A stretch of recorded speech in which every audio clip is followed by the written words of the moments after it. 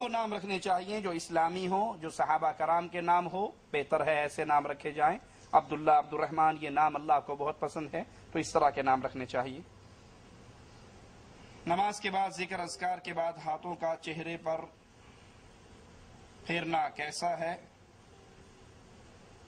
نماز کے بعد ذکر اذکار کیا جائے جو اللہ کے رسول صلی اللہ علیہ وسلم سے ثابت ہے، اور پھر ہاتھ اٹھا کر دعا کرنا اور پھر اس کو چہرے پر پھیرنا، ہمارے علم میں رسول اللہ صلی اللہ علیہ وسلم سے ثابت ایسا کوئی عمل نہیں ہے۔ کسی بھائی کو کوئی حدیث یاد ہو تو ہمیں بھی بتا دیں۔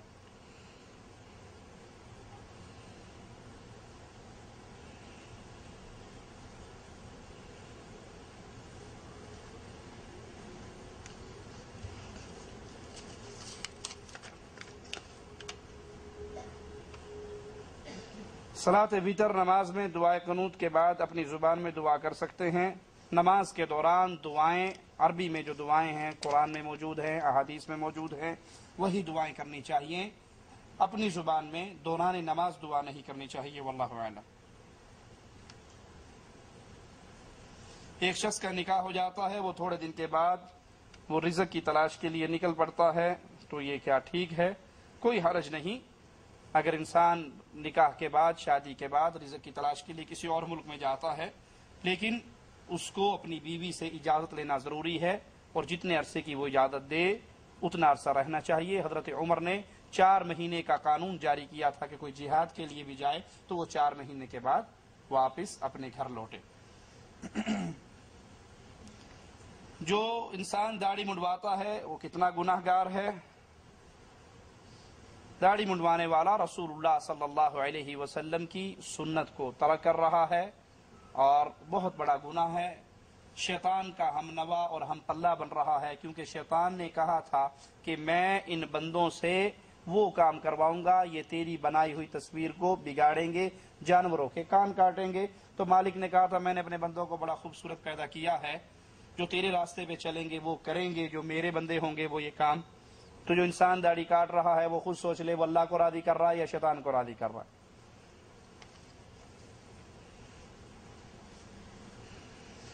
عام لوگوں کا یہ خیال ہے کہ اگر ایک مولوی کچھ کہتا ہے دوسرا کچھ کہتا ہے تو یہ مولوی اکٹھے کیوں نہیں ہو جاتے اور بیٹھ کر ان مسئلوں کا حل کیوں نہیں نکال لیتے؟ اگر اکٹھے ہو جائیں گے تو ان کا پیٹ آپ بھرو گے کیا؟ یہ بیچارے لڑواتے ہی اس لیے کہ یہ لڑتے رہیں، ہماری دال روٹی چلتی رہے۔ لیکن یاد کر لیجئے قیامت کے دن یہ بہانہ میرے اور آپ کے کام نہیں آنے والا کہ ایک مولوی کچھ کہتا تھا، ایک مولوی کچھ کہتا تھا۔ اللہ ہم پریشان تھے، ہم کہاں جاتے؟ کیا خیال ہے سبزی بیچنے والے 2 بندے کی دکان ہے، ایک کہتا 5 روپے کلو، ایک کہتا 4 روپے کلو۔ آپ دیکھ رہے ہو جو 4 روپے کلو والا ہے اس کے ٹماٹر گلے ہوئے ہیں، جو 5 والا ہے وہ ایک دم بہترین ٹماٹر ہے، تو وہاں جاتے ہو نہیں جاتے؟ کھوپڑی اپنی لڑاتے ہو، دماغ استعمال کرتے ہو، عقل استعمال کرتے ہو، تحقیق کرتے ہو۔ ٹماٹر کے لیے تو عقل استعمال ہو سکتی ہے، اللہ کے دین کے لیے عقل استعمال نہیں ہو سکتی۔ بھائی کتنی موٹی سی بات ہے کہ ایک شخص آپ کو قبر کی دعوت دے رہا ہے، آؤ پیر صاحب کی قبر پہ چلیں، سجدہ کریں، طواف کریں، نظر دیں، نیاز دیں، قبروں کو پوجیں، چومیں، یہ زندہ ہیں، یہ اولیاء اللہ ہیں، یہ بزرگ ہیں، یہ مشکل کشا حاجت روا ہے۔ دوسرا کہتا نہیں بھائی یہ مر گئے ہیں، یہ انسان تھے، مر گئے، قبر میں دفن ہو گئے، اگر یہ کچھ کرنے کے قابل ہوتے تو اپنا استنجا خود کرتے، غسل خود کرتے، کفن خود پہنتے، قبر میں خود اترتے۔ یہ مجبور محض ہیں، آؤ قرآن پڑھ لو۔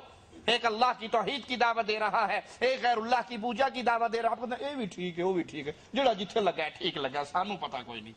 انہیں لتر پہن گے فرشتہ تو پھر اوتھے کھوپڑی ٹھیک ہوئے گی۔ ایک قرآن کی دعوت دے رہا ہے، ایک کہہ رہا ہے جی قرآن نہیں پڑھنا، جو قرآن پڑھ گیا خلاص وہ گیا۔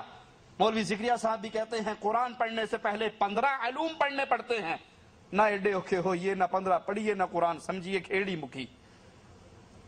ایک آپ کو قرآن کی طرف بلا رہا ہے، ایک آپ کو پیر صاحب کی کتاب کی طرف بلا رہا ہے، ایک آپ کو اللہ کی عبادت کی طرف بلا رہا ہے، دوسرا آپ کو قبر کی عبادت کی طرف بلا رہا ہے۔ دونوں میں فرق نہیں ہے، اپنی عقل کو استعمال کیجئے، وگرنہ قیامت کے دن یہ بہانہ نہیں چلے گا یہ مولوی یہ کہتا تھا، یہ مولوی یہ کہتا تھا۔ مالک کا تجھے عقل دی تھی۔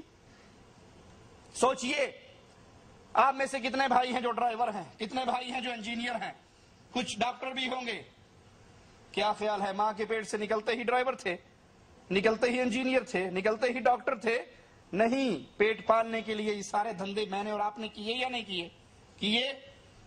یہ 60 سالہ زندگی کو آرام دہ بنانے کے لیے تو ہمیں سب کچھ سمجھ آ جاتا ہے، لیکن اس زندگی کو جس میں کبھی موت نہیں آنی، آرام دہ بنانے کے لیے ہماری عقل کام نہیں کرتی۔ یہ شیطان کا بہکاوا ہے جو ہمارے لوگوں کے درمیان وہ پھیلاتا ہے۔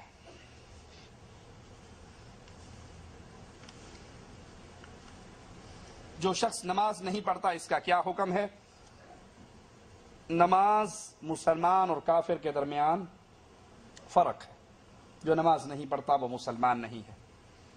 مسلمان ہندوؤں کے ساتھ کھانا کھا سکتا ہے، ان کو دین کی دعوت دینے کے لیے ان کے ساتھ اگر بیٹھتا ہے، بشرطی کہ کھانا مسلمان کا پکا ہوا ہے، مسلمان کے ہاتھ کا ذبیحہ ہے، ان کو دعوت دے رہا ہے، ان سے دوستی کر رہا ہے دین کی دعوت پہنچانے کے لیے، اور ہاتھ صاف، پاک، برتن پاک، سب معاملہ اس کے اپنے کنٹرول میں ہے، پھر ان کو دعوت کھلاتا ہے تو انشاءاللہ کوئی حرج نہیں۔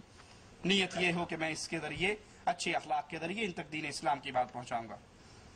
جو آدمی 4 وقت کی نماز پڑھتا ہے، فجر کی نماز نہیں پڑھتا، اس کا کیا حکم ہے؟ یہ مسئلہ پہلے بیان ہو چکا ہے۔ ایک آدمی مجھے کہتا ہے تم داڑھی کا خط کیوں نہیں کرواتے؟ تم نے اس طرح داڑھی رکھی ہے جس طرح سردانوں نے رکھی ہے۔ لا حول ولا قوت الا باللہ۔ داڑھی بڑھانا یہود و نصارہ کی مخالفت ہے، وہ نہیں مانتا، میں اس کو جواب دیتا ہوں۔ ان سے کہیے کہ میں داڑھی کا خط اس لیے نہیں کرواتا کیونکہ رسول اللہ صلی اللہ علیہ وسلم نے اس کی تعلیم نہیں دی۔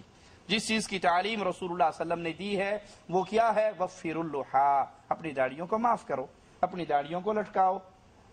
داڑھی کاٹنے کی تعلیم رسول اللہ صلی اللہ علیہ وسلم نے ہمیں نہیں دی۔